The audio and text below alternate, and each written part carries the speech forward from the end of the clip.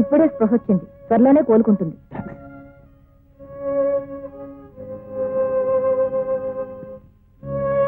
ఏమండి, ఈ bill weekend లాగా పే చేయాలి.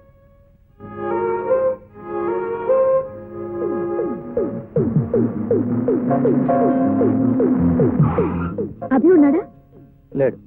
మరి అతని బైక్ ఎక్కడుందేమిటి? ఏం లేదు, బైక్ అమ్మేమన్నాడు. అమ్మేమన్నాడా? ఎందుకు? గురు, డబ్బు తెచ్చావా? లేదు. ఏ మోటార్ సైకిల్ అమ్మలేదా? లేదు. ఎందుకని? అది నేనే అమ్మద్దన్నాను. నువ్వెందుకు వచ్చావు? డబ్బు ఇవ్వడానికి.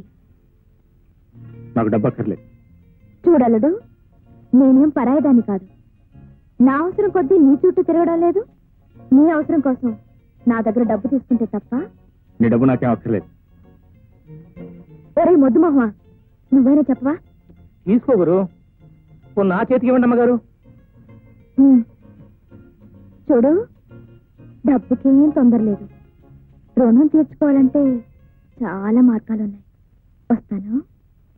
Sorry, room number 16 bill settle చేయి. చూడండి, ఆమెకి ఇప్పుడు బాగానే ఉంది, చూస్తారా? రండి.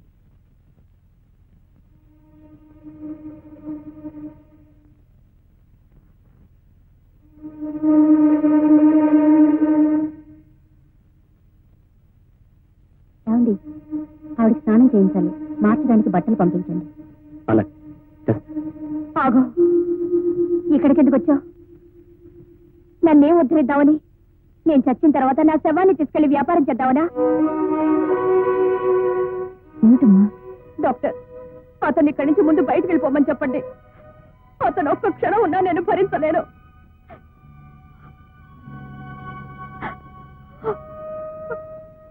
చూడమ్మా, నువ్వెందుకు చావాలనుకున్నావు, దానికి అతను ఎంతవరకు కారణమో నాకు తెలియదు. కానీ అతను ఇక్కడికి తీసుకురాకపోయినా, ఇంత ఖర్చు పెట్టి స్పెషల్ ట్రీట్మెంట్ ఇప్పించకపోయినా, పగలు రాత్రి మాకంటే శ్రద్ధగా నిన్ను చూడకపోయినా నువ్వు బతికేదానివి కాదు.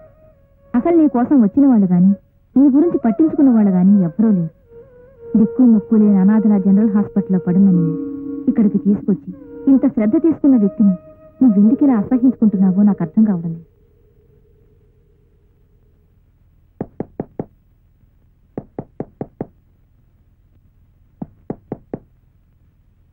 ఎవరు?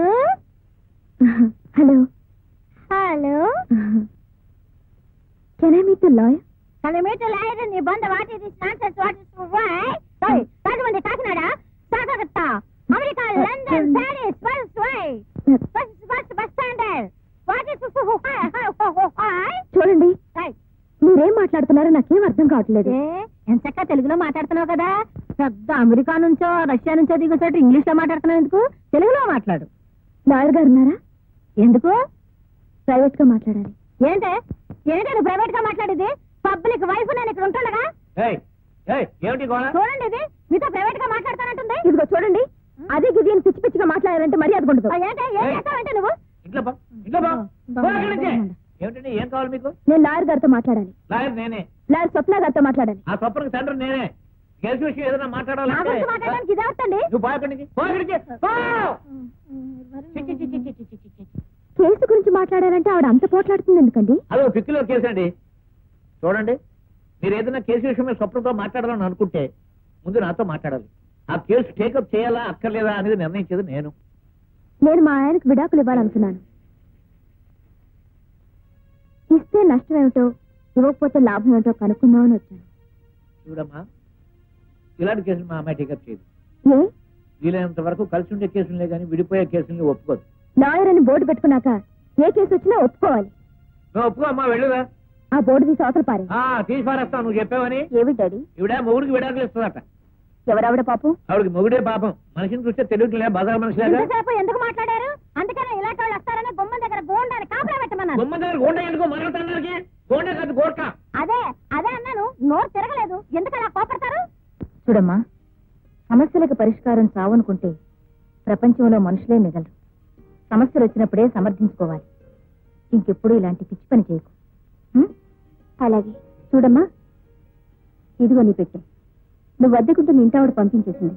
మళ్ళీ ఆ ఇంటికి రావద్దండి. ఏ నేను వాళ్ళ దృష్టిలో చెడిపోయిన దాన్ని. బహుశా వాళ్ళ ఇంటికి వెళ్తే వాళ్ళు కూడా చెడిపోతారనేవో. వస్తానండి, వస్తా.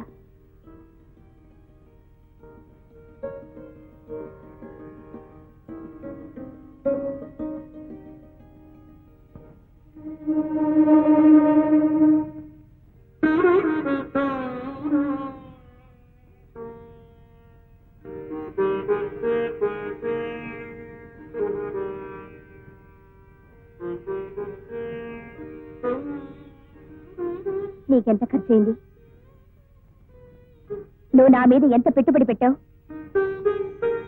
నువ్వు ఎంత పెట్టుబడి పెట్టినా నా దగ్గర ఉంది ఇది. చూడండి,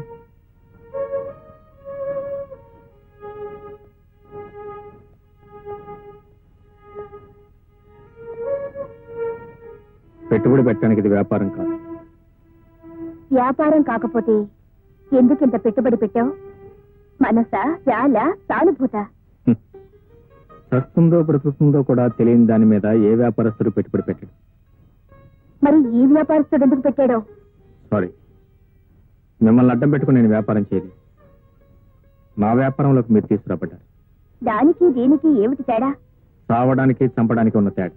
మరంత తేడా తెలిసిన వాడివి ఇంత రాక్షసంగా ఎలా ప్రవర్తించావు?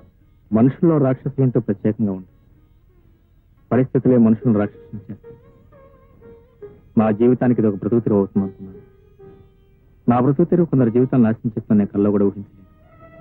నేను మనిషిని. నాకు సొంత చెల్లెలు లేకపోయినా చెల్లెలు లాంటి వాళ్ళు చాలా మంది ఉన్నారు. నాకు తల్లి లేదు అన్నా, ఉంది. ఆమె తల్లి కాదు, దేవత. నా ఒంట్లో రక్తం ఉంది కాబట్టి నేను చేసిన తప్పు తెలుసుకోగలిగాను.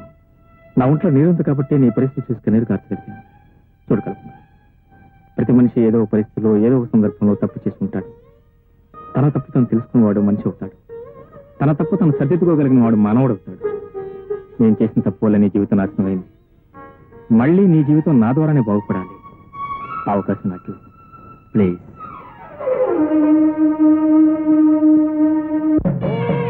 సుముఖాయ నమః. ఓం ఏకదంతాయ నమః.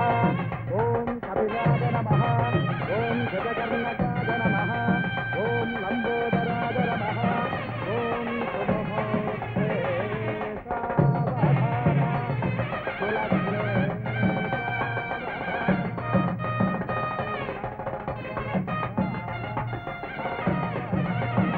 నమస్కారం. నమస్కారం. ఇదిగోండి మీ డబ్బు. ఇదేమిటి? మీరు ఇచ్చిన 10,000 సార్. ఈ 10,000 వల్లే ఆ అమ్మాయి జీవితం నాశనం అయింది. మీ 10,000 మీరు తీసుకున్న ఆ అమ్మాయి జీవితం నిలబెట్టింది. 10,000 ఏంటి? నేను ఇవ్వడం ఏంటి? నా వల్ల అమ్మాయి జీవితం నాశనం కావడం ఏంటి? అదేంటి సార్ అలా మాట్లాడతారు? ఆ అమ్మాయి మీ అబ్బాయిని ప్రేమించింది. ఆ అమ్మాయికి నాకు ఏ విధమైన సంబంధం లేదని మీకు తెలుసు. కేవలం మీరు 10,000 ఇవ్వడం వల్ల నేను అబద్ధం సాక్ష్యం చెప్పాను. ఇప్పుడు అమ్మాయి జీవితం నాశనం చేయకండి. ఆ అమ్మాయిని మీ అబ్బాయికి ఇచ్చి పెళ్లి చేసుకోండి. నీతో సంబంధం ఉన్న అమ్మాయిని మా అబ్బాయికి ఎలా పెళ్లి చేస్తావయ్యా?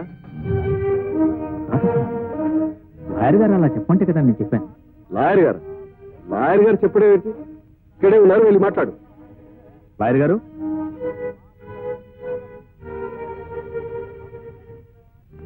ఏమండి లాయర్ గారు, ఈ అమ్మాయికి నాకు సంబంధం ఉందని నాతో అబద్ధం సాక్ష్యం చెప్పించి ఆయనతో 10,000 ఇప్పించింది మీరు కాదు? ఏమిటి శర్మ, ఇతను కోర్టులో చెప్పింది అబద్ధం సాక్ష్యం? భలేవారు సార్ మీరు. నేనేమిటి అబద్ధం సాక్ష్యం చెప్పించడం? ఇన్నేళ్ల నా సర్వీస్ లో నేను ఎప్పుడైనా అబద్ధం సాక్ష్యం చెప్పించడం చూశారు సార్ మీరు? ఏమయ్యా, నువ్వు నేను ఎప్పుడు కలుసుకున్నాం, ఎప్పుడు మాట్లాడుకున్నాం? ఈ కేసుతో నాకు సంబంధం ఉంది, నేను సాక్ష్యం చెప్తాను అన్నావు. సరే రమ్మన్నాను, వచ్చావు, సాక్ష్యం చెప్పావు. సార్, మీకు పిల్లలు ఉన్నారో లేదో నాకు సరిగ్గా తెలియదు. ఆడపిల్లలు ఉండే ఉంటారు. ఒక ఆడపిల్ల ఉసురు మాత్రం పూసుకోవద్దని చెప్తున్నాను. కేవలం ఈ పిల్ల పెళ్లి పాడు చేయడం కోసం నాతో మీరు అబద్ధం సాక్ష్యం చెప్పించారు. ఏమండి ధనంజయరావు గారు, ఏమిటి న్యూసెన్స్ అంతా? న్యూసెన్స్ కాదండి, మహా న్యూసెన్స్. ఆనాడు తన పెళ్లి ఎక్కడ ఆగిపోతుందోనని నేను చంపడానికి ప్రయత్నించానని నా మీద పోలీస్ కేసు పెట్టింది. కోర్టులో సాక్ష్యం ఇచ్చాడని ఏ ₹1,00,000 ఇతని బుట్టలో వేసుకొని ఉంటుంది. ఇప్పుడు ఈ పెళ్లి ఆపేసి నా ఆస్తితో కొట్టాలని చూస్తుంది. ఇదంతా బ్లాక్ మెయిలింగ్ అండి. ఇన్స్పెక్టర్ గారు చూడండి. పిచ్చి పిచ్చి వేషాలు వేస్తున్నావా? మర్యాదగా ఇక్కడి నుంచి బయటికి వెళ్ళండి, లేకపోతే అరెస్ట్ చేస్తాను. నిజమే చెప్తున్నాను. కేవలం నా ఒక్క అబద్ధం సాక్ష్యం వల్ల అమ్మాయి జీవితం నాశనం చేయకండి. అంటే నువ్వు చెప్పిన అబద్ధము సాక్ష్యాన్ని దృష్టిలో పెట్టుకుని నేను తీర్పు చెప్పానంటావా? అంటే మేమంతా అసమర్థులం అంటావా? అబద్ధము సాక్ష్యం ఏదో నిజమేదో మాకు తెలియదంటావా? చూడు, అనవసరంగా నువ్వేదో చేయడానికి వచ్చి మరేదో చేయడానికి ప్రయత్నించు. వెళ్ళావు, అమ్మాయిని తీసుకుని వెళ్ళు. ఇదిగో జడ్జి గారికి కూడా కోపం వచ్చింది. వెళ్ళు, వెళ్ళవయ్యా. చూడు తమ్ముడు, నా మాట నమ్ము. నాకు కల్పనకు ఎలాంటి సంబంధం లేదు. కేవలం నీకు కల్పనకు ఉన్న సంబంధాన్ని చేకొట్టడం కోసమే మీ నాన్న డబ్బారు చూపించి నాతో అబద్ధం సాక్ష్యం చెప్పించాడు.